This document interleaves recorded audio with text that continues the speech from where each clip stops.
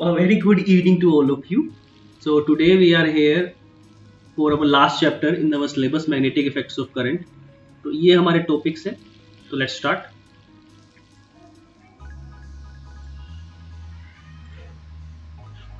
तो magnetic effects of electric current, magnetic effect of current, Oersted experiment. सबसे पहले ये ओरेस्टेड कौन था? Oersted was a scientist. अब आपने जो इससे पिछला चैप्टर जो पढ़ा है, अब जो करंट है, करंट के दो इफेक्ट हैं. एक तो हीटिंग इफेक्ट ऑफ करंट जो या law, joules law of heating, और दूसरा जो इफेक्ट है मैग्नेटिक इफेक्ट ऑफ करंट. तो जब भी किसी वायर में से करंट पास होगा तो it produces two kind of effect. जो फर्स्ट चैप्टर है, जो से पहले वाला चैप्टर है करंट इलेक्ट्रिसिटी, वहां पर आपने पढ़ लिया कौन सा इफेक्ट पढ़ा? Heating effect of current. तो डेफिनेटली जब एक वायर में से करंट पास होगा तो it will gate heated up. अब ऑफ कोर्स डिपेंड करता है, अगर वो कंडक्टर होगा तो कम गर्म होगा बिकॉज का रेजिस्टेंस कम होता है, और अगर वो एलॉय होगा, एलॉय का रेजिस्टेंस ज्यादा होता है, रेजिस्टेंस ज्यादा होगा तो हीटिंग इफेक्ट भी ज्यादा होगा. ठीक है, तो ये तो हो गया पहला इफेक्ट कि जब किसी वायर में से करंट पास होता है तो उसमें दो इफेक्ट करता है वो करंट. एक तो वो उसे गर्म करता है, हीटिंग इफेक्ट ऑफ करंट बोलते हैं इसको हम, और दूसरा है magnetic effect of electric current. तो जो इससे पहले वाला चैप्टर है उसमें हमने सारा पढ़ा इलेक्ट्रिक करंट का इलेक्ट्रिक इफेक्ट या हीटिंग इफेक्ट. अब हम क्या पढ़ेंगे? Magnetic effect of electric current. तो ओरेस्टेड वो साइंटिस्ट था जिसने बताया इलेक्ट्रोमैग्नेटिज्म. क्या बताया उसने? इलेक्ट्रोमैग्नेटिज्म. तो देखो कैसे. तो magnetic effect of current. An electric current, that is flow of electric charge, produces magnetic effect in the space around the conductor called strength of magnetic field or simply magnetic field. Field से क्या समझते हो आप? Field means area of a particular person, या simply अगर हम बात बोलें area of influence. area of influence मतलब अगर उस एरिया में अगर कोई भी दूसरा चार्ज आया तो it will feel a force. जैसे कि सिंपल सी बात करते हैं, मैग्नेट की बात करेंगे.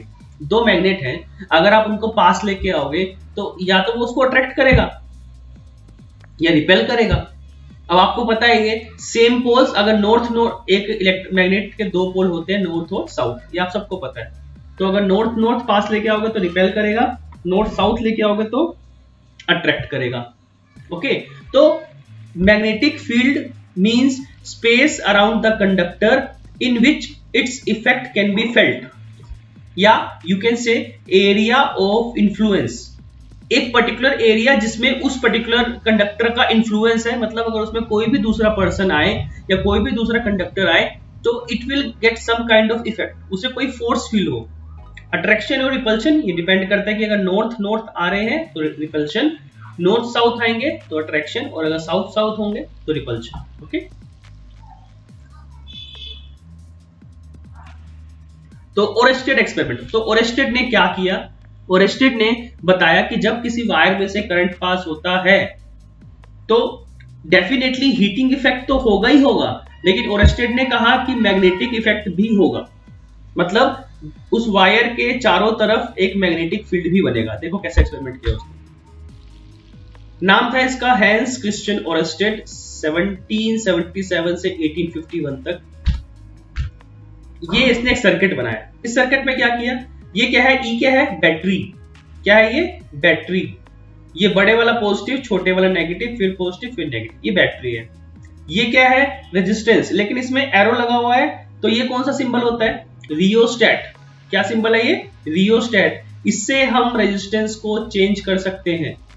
ठीक है, और ये की यहाँ पे सबसे मेन काम, की का काम क्या होता है? जैसे कि आपके घरों में पंखा लगा हुआ है ना, आप उसको ऑन ऑफ करते हो. कैसे करते हो? बटन को ऑन ऑफ करते हो ना, तो ऐसे ये की भी काम करती है. अगर हमने इसमें की डाल दी तो करंट फ्लो करेगा, अगर हमने की निकाल दी तो करंट फ्लो नहीं करेगा. It will work as a switch. अब यहां पर क्या कर दिया? कंपास रख दी, मैग्नेटिक कंपास बोलते हैं. ये एक वायर है, ये ग्रीन कलर में है, ये एक वायर है, ये बैटरी है, और इसके नीचे हमने कंपास रख दी.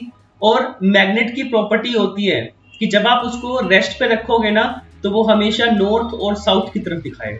कहा जाएगा? नॉर्थ और साउथ की तरफ. तो अभी करंट फ्लो नहीं कर रहा, क्योंकि अभी हमने की को बंद नहीं किया। जैसे ही हम इस की को बंद करेंगे तुम देख रहे इसमें क्या होगा। ये हमने की बंद करी, करंट फ्लो हुआ, देखो अंडरस्टूड। दोबारा देख लो एक बार। अभी हमने की को बंद नहीं किया, और की को बंद नहीं किया इसीलिए करंट फ्लो नहीं कर रहा इस बैटरी की वजह से। जैसे ही मैं इस की को बंद करूंगा इसमें करंट फ्लो करेगा। देखो ये की लगाई, ये करंट गया और ये मूव कर गया। क्या पता चलता है इससे? ये भी मैग्नेट है, इसमें मैग्नेटिक फील्ड होगा, तो ये डिफ्लेक्ट कैसे हो सकता है? अब आपको पता है कि या तो नॉर्थ से नॉर्थ होगा या नॉर्थ से साउथ होगा, लेकिन ये अगर डिफ्लेक्ट हुआ है इसका मतलब इस वायर में जैसे ही करंट फ्लो हुआ एक मैग्नेटिक फील्ड बन गया।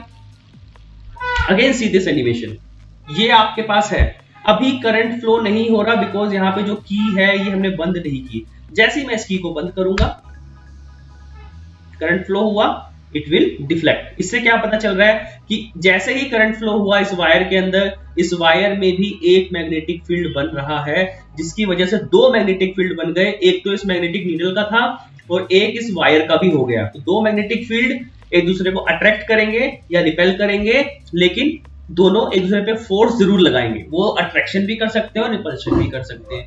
Is that clear to you? When current was allowed to flow through a wire placed parallel to the axis of magnetic needle kept directly below the wire, the needle was found to deflect over its normal position. अब इसके लिए एक rule बना है इसको देखने के लिए कि किस तरफ जाएगा। इस रूल का शॉर्ट फॉर्म है स्नो। क्या शॉर्ट फॉर्म है? Snow. If current moves from south to north, S for south, N for north, O for over, W for west. समझ आ रही है? S for south, N for north, O over, W west. ठीक है? West, W for west. If इसका full form है if current flows from south to north the needle will deflect over west. The needle will deflect over west, ये short form है कि ये जो needle है वो किस तरफ जा रही है। अब आपको पता है नॉर्थ यहां पर है, करंट कहां से कहां, तो साउथ यहां पर होगा ऑफ कोर्स। तो करंट कहां से कहां जा रहा है? साउथ से नॉर्थ गया, तो ये नीडल कहां डिफ्लेक्ट हुई? वेस्ट की तरफ डिफ्लेक्ट हुई। कहां डिफ्लेक्ट हुई? वेस्ट की तरफ। अब देखते हैं इसको आगे। अब एक और यहाँ पे हमने एक डायग्राम बनाया, ये डायग्राम एक और है। अब एक और सर्किट बना दिया। अब देखो हमने यहाँ पर कुछ फर्क समझ में आ रहा है? यहाँ पर पॉजिटिव और यहाँ पे नेगेटिव, लेकिन हमने इसको उल्टा कर दिया, बैटरी को उल्टा कर दिया। अब आप क्या देखोगे, जैसे ही मैं की को बंद करूंगा ये जो नीडल है दूसरी तरफ डिफ्लेक्ट करेगी। चेक करो इसको, ये देखो दिख रहा है? ये स्नो रूल है, जब करंट साउथ से नॉर्थ की तरफ जाएगा तो ये डिफ्लेक्ट करेगी वेस्ट की तरफ, और जब करंट नॉर्थ से साउथ की तरफ जाएगा तो डिफ्लेक्ट करेगी साउथ ईस्ट की तरफ। Is that clear? When current was reversed through the wire, the needle was found to deflect in the opposite direction to the earlier case. तो इससे पता चलता है, इसे बोलते हैं इलेक्ट्रोमैग्नेटिज्म। तो ओरेस्टेड ने ये एक्सपेरिमेंट किया था, इसे बोलते हैं इलेक्ट्रोमैग्नेटिज्म, कि जब भी किसी वायर में से करंट फ्लो करवाएंगे तो a magnetic field is produced around the wire.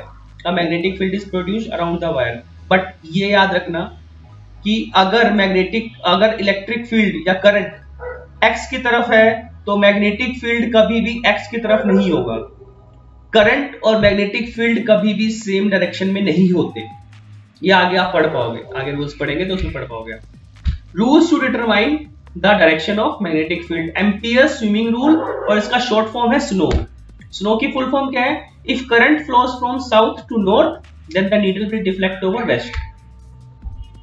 ये यहां पे अगर वो पर्सन साउथ से नॉर्थ की तरफ मूव कर रहा है तो needle will deflect over west. Is that clear? देखो साउथ से नॉर्थ की तरफ अगर जा रहा है तो नीडल डिफ्लेक्ट करेगी वेस्ट की तरफ। Imagining a man who swims in the direction of current from south to north facing a magnetic needle kept under him such that current enters his feet then the north pole of the needle will deflect towards the left hand, that is towards west. अब Maxwell's cork screw rule और right hand screw rule. अब cork screw, अब आपको पता है cork, ये simple सी बात है, अगर आप कॉर्क को या स्क्रू को अगर आप क्लॉकवाइज घुमाओगे तो वो स्क्रू कहाँ जाएगा, अंदर की तरफ जाएगा. लेकिन अगर आप स्क्रू को उल्टा घुमाओगे तो वो बाहर आएगा. उसी पे डिपेंड करता है. ठीक है, यहां पर देखो, ये देखो, अब आप कहोगे सर ये कैसे पता चलेगी क्लॉकवाइज है या एंटी क्लॉकवाइज. ठीक है, यहाँ ये डायरेक्शन से पता चल जाएगा. यहाँ पर 12 बना लो, यहाँ पर 3 बना लो, यहाँ पर 6 और यहाँ पर 9. तो घड़ी कैसे चलती है, घड़ी चलती है 3 से 6, 12 से 3, 3 से 6, 6 से 9, 9 से 12. ठीक है, तो उससे पता चल जाएगा क्लॉकवाइज है या एंटी क्लॉकवाइज है. तो ध्यान से दोबारा से, अगर स्क्रू को हम क्लॉकवाइज घुमाएंगे, तो स्क्रू अंदर की तरफ जाएगा, और अगर हम एंटी क्लॉकवाइज घुमाएंगे तो स्क्रू बाहर की तरफ आएगा. If the forward motion of an imaginary right hand screw is in the direction of the current through a linear conductor, then the direction of rotation of the screw gives the direction of magnetic lines of force around the conductor. Right hand thumb rule देखो, ये अपने हाथ को ऐसे करो, सब बच्चे ऐसे कर सकते हैं. अपना राइट थंब और कर्लिंग ऑफ फिंगर्स परपेंडिकुलर करो, बिल्कुल परपेंडिकुलर. ठीक है, तो अगर हम इस थंब को रखें, ये देखो यहां पर, समझ आ रही है, दोबारा देख लो एक बार. अपना राइट हैंड लो, राइट हैंड थंब रूल है, अपना राइट हैंड लो और उसको इस पोजीशन पे रखो. ठीक है, अगर हम एक स्ट्रेट वायर ले ले अपने हाथ में और करंट जा रहा है ऊपर की तरफ, तो जो कर्लिंग ऑफ फिंगर है वो बताएगा कि मैग्नेटिक फील्ड कहां जा रहा है. तो ये कर्लिंग ऑफ फिंगर बताएगा मैग्नेटिक फील्ड कहां जा रहा है. ठीक है, if a current carrying conductor is imagined to be held in the right hand such that the thumb points in the direction of current, then the tips of the fingers encircling the conductor will give the direction of the magnetic lines of force. ठीक है, magnetic field. अब इसकी activity देखो जरा, activity is very important magnetic field दिखाने के लिए. ये एक प्लेन शीट है, इसमें हमने क्या कर दिया, आप सबको पता है मैग्नेट की प्रॉपर्टी होती है कि जो आयरन होता है उसको अट्रैक्ट करता है. तो हमने यहाँ पे क्या किया, एक शीट ली, प्लेन शीट ली, और उसके ऊपर बहुत सारे आयरन की फीलिंग को बिखेर दिया. हमने उसको बिखेर दिया इस शीट के ऊपर. ठीक है, अब जैसे ही हमने मैग्नेट लगाया तो ये हो, दोबारा देखो एक बार, हमने क्या किया, एक प्लेन शीट ली, उस पे हमने बहुत सारी आयरन की फीलिंग्स, छोटी छोटी, मतलब बहुत सारी छोटी छोटी टुकड़े आयरन के हमने यहाँ पे फेंक दिए. पहले वो अपने हिसाब से थे, रैंडमली ऑर्डर में थे, लेकिन जैसे ही हमने नीचे एक मैग्नेट लगाया, ये देखो ये पैटर्न बन रहा है. तो इससे क्या पता चल रहा है कि all the lines are travelling from north to south pole. ठीक है, ये आगे बता देंगे, ये एक्टिविटी है. Pattern of iron filings from internet. Okay, magnetic field lines around the magnetic dipole और बार मैग्नेट. अब बार मैग्नेट क्या होता है, बेसिकली रेक्टेंगुलर शेप में अगर हम देखें, नॉर्थ और साउथ पोल, ये ऐसे बनता है. तो डायरेक्शन क्या हुई, outside the magnet the direction of magnetic field is from north to south, but inside south to north. The direction of magnetic field lines outside the magnet is from north to south, inside the magnet south to north. That is why magnetic field lines are closed continuous curves, because north पे से start हो रही हैं और north पे ही खत्म हो रही हैं. ठीक है, मैग्नेटिक फील्ड को रिप्रेजेंट करते हैं B से, B for ball. Okay, properties of magnetic field line. Magnetic field line by convection emerge from north pole and enter at the south pole. मतलब नॉर्थ पोल से निकलती है और साउथ पोल पे एंटर होती है outside the magnet, but inside the magnet south to north pole. Thus magnetic field lines are closed curves, क्योंकि north pole से चल रही है और अल्टीमेटली नॉर्थ पोल से स्टार्ट होकर अल्टीमेटली खत्म कहां होगी, नॉर्थ पोल पे ही होगी. अच्छा, ये इंपॉर्टेंट पॉइंट है, ये पॉइंट इंपॉर्टेंट है, इसको नोट कर लेना, इस पे क्वेश्चन आ सकता है. Why two magnetic field lines can never intersect each other. ये इंपॉर्टेंट है, इस पे 1 नंबर क्वेश्चन बन सकता है। बिकॉज मैग्नेटिक फील्ड लाइन क्या होती है, जैसे मैं पीछे वाला पैटर्न अगर देखूं, ये पैटर्न देखूं, मैग्नेटिक, ये सारी मैग्नेटिक फील्ड लाइन है।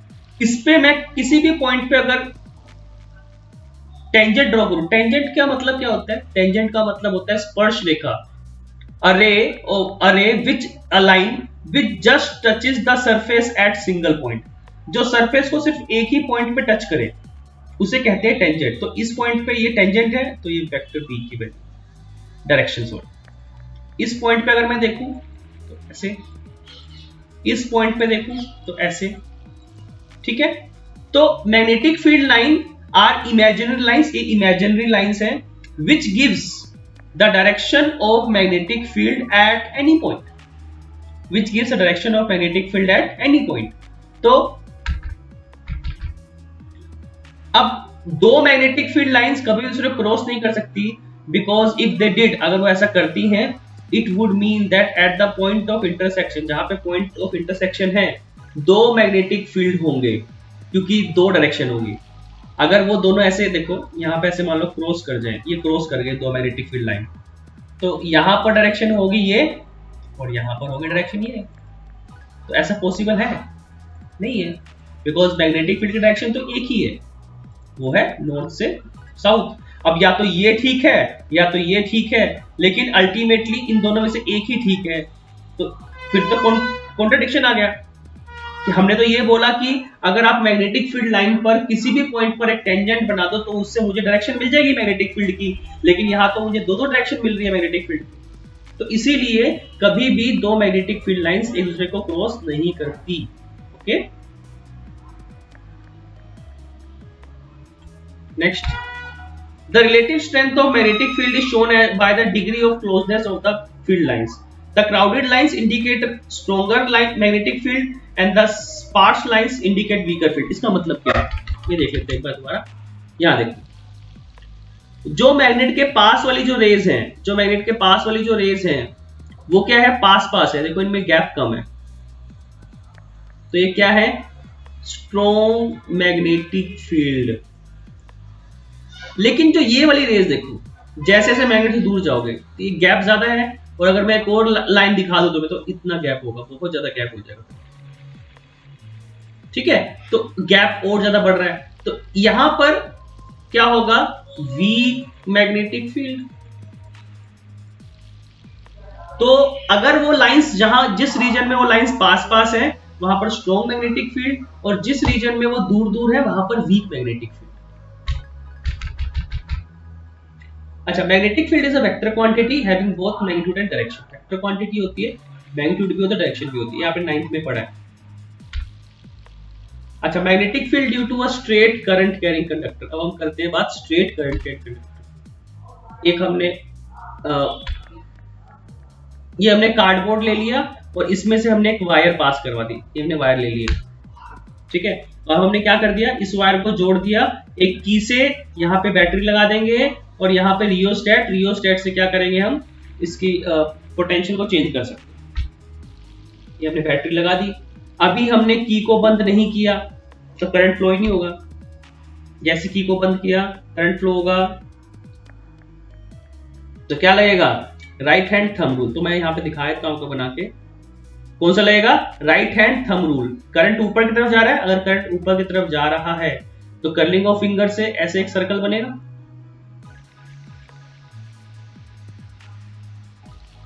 ऐसे। तो अगर ऐसी बन रहा है नहीं है, तो यहां पे बना लो 12 3 6 9। तो अगर करंट ऊपर की तरफ जा रहा है तो कहां से कहां जा रहा है, 3 से 12 जा रहा है, जबकि घड़ी कैसे घूमती है, 12 से 3 घूमती है, तो एंटी क्लॉकवाइज। तो अगर करंट ऊपर की तरफ जा रहा है तो मैग्नेटिक फील्ड कैसा होगा, एंटी क्लॉकवाइज। क्योंकि देखो कहां से कहां जा रहा है, 3 से 12 पे जा रहा है ना, क्योंकि घड़ी कहां से कहां जाती है, 12 से 3 पे जाती है। ओके, लेकिन अगर मैं बैटरी का चेंज कर दूं, ये बैटरी की पोलैरिटी चेंज कर दूं, यहाँ पॉजिटिव है ना, अगर मैं यहाँ नेगेटिव लगा दूं, यहाँ पॉजिटिव लगा दूं, तो क्या होगा, देखो अगले केस में। अब अगला केस देखो यहाँ पर, अब उल्टा कर दिया हमने, अब करंट नीचे की तरफ जाएगा। अभी हमने की नहीं लगाई, बैटरी में लगाई, बैटरी लगा दी हमने, अब करंट जा रहा है नीचे की तरफ। तो देखो अब उल्टा लगेगा, तो यहाँ पे बना देता हूं मैं, करंट जा रहा है नीचे की तरफ। अब करोगे कर्लिंग ऑफ फिंगर्स तो ऐसे जाएगा करंट, यहां से यहां, दोबारा 12 3 6 9। अब करंट कहां से कहां जा रहा है, सॉरी मैग्नेटिक फील्ड 12 से 3 पे जा रहा है, 3 से 6 पे जा रहा है, 6 से 9 पे जा रहा है, तो ये क्या है क्लॉकवाइज। तो इसका मतलब अगर करंट ऊपर की तरफ गया तो एंटी क्लॉकवाइज मैग्नेटिक फील्ड की डायरेक्शन, और अगर करंट नीचे की तरफ गया तो clockwise. Is that clear? Okay, ये कुछ ऐसा बनता है, देखो यहां पर डायरेक्शन।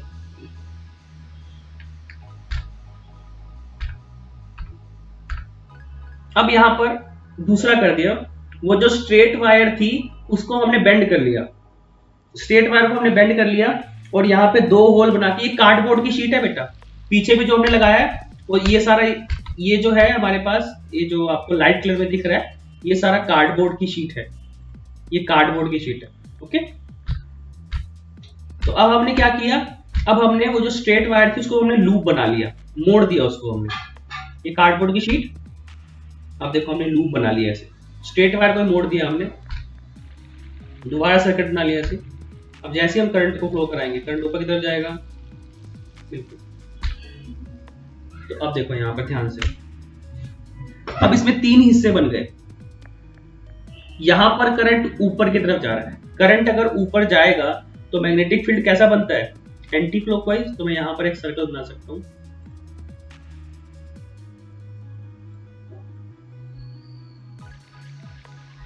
ठीक है, और यहां पे नीचे जा रहा है इस वाले पॉइंट पे, तो मैं यहां बनाऊंगा क्लॉकवाइज, ठीक है। देखो से बनाए यहां पर, ये आगे बढ़ते जाएंगे, ये देखो यहां पर, दोबारा से एक बार देख लो इसको, एनिमेशन को। ये क्या किया हमने, पहले वो स्ट्रेट वायर थी, अब हमने इस वायर को बेंड कर दिया, बेंड कर दिया तो वो ऐसे बन गई। अब देखो यहां पर करंट जा रहा है ऊपर की तरफ, यहां पर करंट जा रहा है ऊपर की तरफ, ठीक है, ऊपर की तरफ जा रहा है, तो यहां पर एंटी क्लॉकवाइज, अभी आप पढ़ के आए हो, और यहां पर जा रहा है नीचे की तरफ तो क्लॉकवाइज, तो ऐसे बनेगा, ये आगे बढ़ता जाएगा।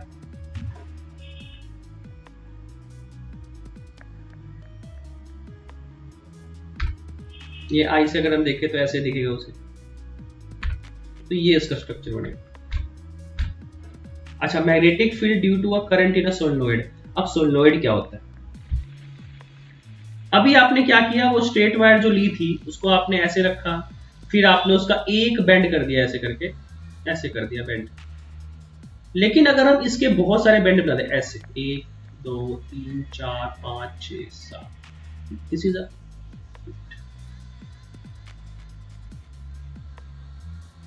1 2 3 4, दिस इज अ सोलेनोइड।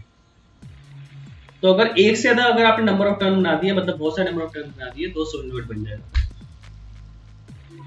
ये बन गया सोलेनोइड, ठीक है, ये बन गया। वो स्ट्रेट वायर थी, अब हमने इसको बार बार रोटेट कर दिया, नंबर ऑफ टर्न्स बना दिए, ठीक है। मोटर होती है ना, मोटर, कोई भी मोटर जो होगी, मोटर के अंदर ऐसे ही स्ट्रक्चर मिलेगा आपको सोलेनोइड। आप कोई भी मोटर तोड़ के देखें, उसके अंदर आपको ऐसी वायर लिपटी हुई दिखाई देंगी।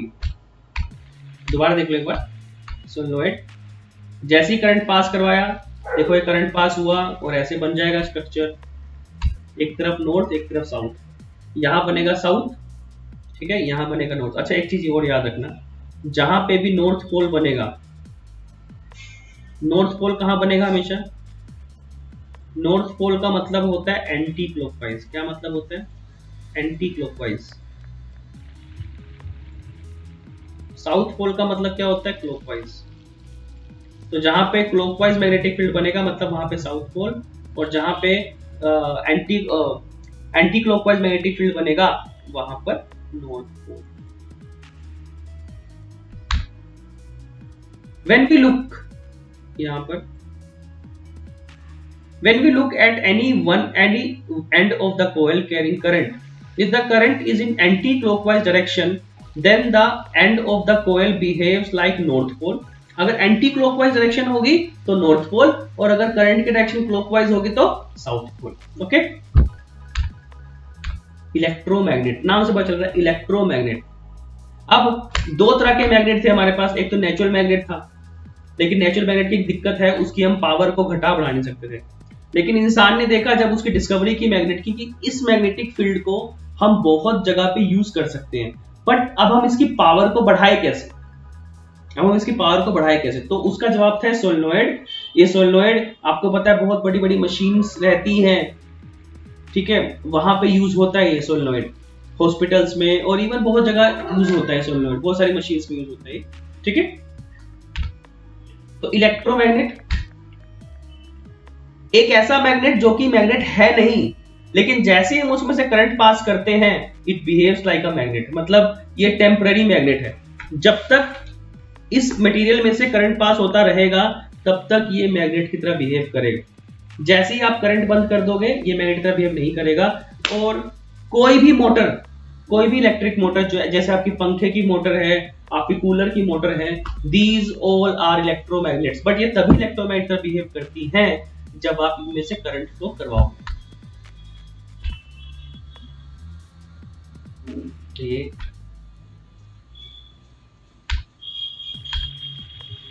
ये देखो अभी स्टार्टिंग में क्या दिखाना चाह रहा है वो. आपने किया क्या यहाँ पे, दोबारा देखो एक बार. ये एक टुकड़ा लिया हमने, ये एक मैग्नेटिक मटेरियल है जो कि जैसे ही आप करंट पास कराओगे ये मैग्नेट की तरह बिहेव करेगा. अब हमने यहाँ पे एक रोड लगा ली ताकि हम उसके ऊपर लपेट सकें. हमने क्या सर्किट बना लिया और हमने तार को लिया, तार को लपेट दिया, इसके ऊपर लपेट दिया, ठीक है. फिर इसको बंद कर दिया. अब क्या किया हमने दिखाने के लिए आपको कि ये इलेक्ट्रोमैग्नेट कैसे बन जाता है. देखो स्टार्टिंग में हमने यहाँ पे आयरन की नेल्स रखी, अभी करंट पास नहीं हो रहा, तो कोई भी आयरन की नेल इससे अट्रैक्ट नहीं हो रही, बिकॉज ये अभी मैग्नेट बना ही नहीं है. जब तक आप करंट को फ्लो नहीं कराओगे मैग्नेट थोड़ी बन जाएगा. तो जैसे ही मैं इसको ऑन करूंगा, देखो ये ऑन किया, ये करंट पास हुआ, ये बना, और देखो अब देखना अगला, अभी चिपक गया. क्या पता चल रहा है इससे कि जैसे ही करंट पास हुआ इसमें मैग्नेटिक फील्ड आ जाता है.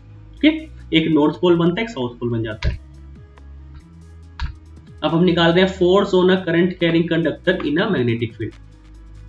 ये हमने स्टैंड लिया, ठीक है, ये हमने एक रोड ले ली और उसको दो सपोर्ट से हमने वो कर लिया.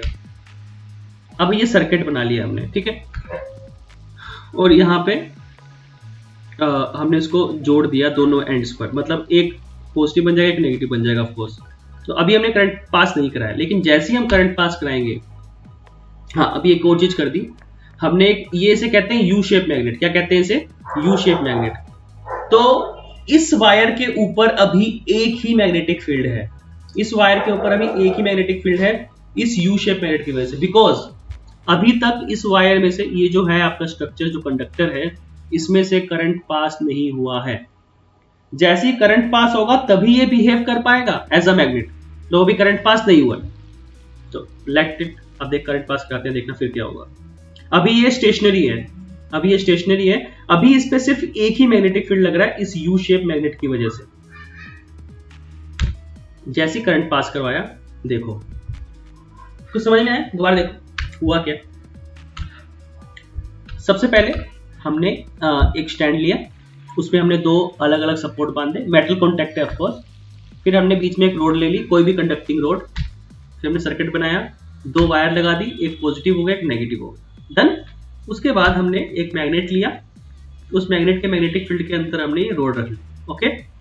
अब हमने जैसे ही करंट को, मैं अभी ये जो रोड है, जो व्हाइट कलर की जो रोड है, अभी सिर्फ और सिर्फ ये इसके मैग्नेटिक फील्ड के अंदर है. अभी इसमें कोई मैग्नेटिक फील्ड नहीं बना, बिकॉज इसमें से कोई करंट ही नहीं पास हो रहा. अब देखो जैसे मैं करंट पास कराऊंगा, ये डिफ्लेक्ट हो गई. इससे क्या पता चलता है कि जैसे ही हमने करंट पास करवाया तो दो मैग्नेटिक फील्ड हो गए. कितने मैग्नेटिक फील्ड हो गए? दो मैग्नेटिक फील्ड. और एक मयान में दो तलवारें नहीं रह सकती, वैसे ही एक साथ दो मैग्नेटिक फील्ड नहीं रह सकते, या तो वो अट्रैक्ट करेंगे या तो वो रिपेल करेंगे, लेकिन किसी भी कंडीशन में वो एक साथ नहीं रह सकते, वो अट्रैक्ट करेंगे या रिपेल करेंगे। इस केस में रिपेल कर रहे हैं इसलिए दूर चला गया। Okay, is that clear?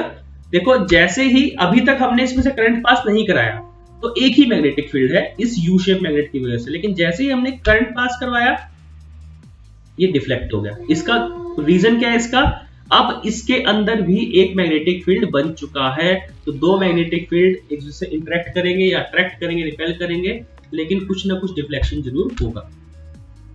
ठीक है, और ये जो फोर्स है इसका फॉर्मूला होता है BIL।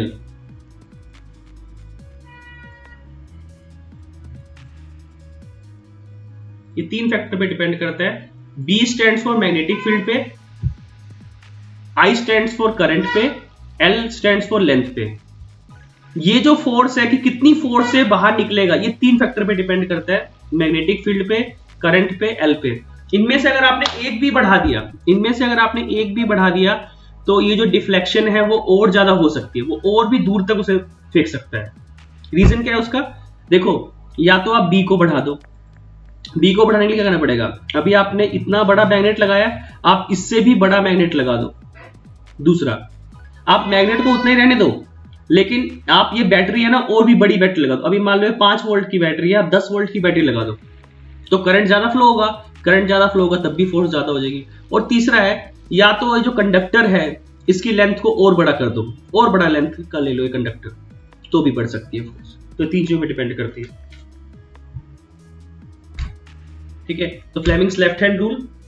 अब अपने लेफ्ट हैंड लो, और लेफ्ट हैंड कैसे? 3 उंगलियां, 1 2 3, थंब, फर्स्ट फिंगर और मिडिल फिंगर। ओके, जो आपका मिडिल फिंगर है अगर वो करंट को शो कर रहा है, फर्स्ट फिंगर मैग्नेटिक फील्ड को, तो ये फोर्स को शो करेगा। इसका मतलब if the central finger, forefinger and thumb of the left hand are stretched mutually perpendicular to each other and the central finger points to current, forefinger points to magnetic field, then thumb points in the direction of motion or force. Okay, तो अगर central finger electric current को show कर रहा है, first finger magnetic field को show कर रहा है, तो जो थंब है वो फोर्स को शो करेगा। Remember the phrase EMF to represent electric current, magnetic field and force in anti-clockwise direction of the fingers of the left hand. So I think that's it. So thank you all.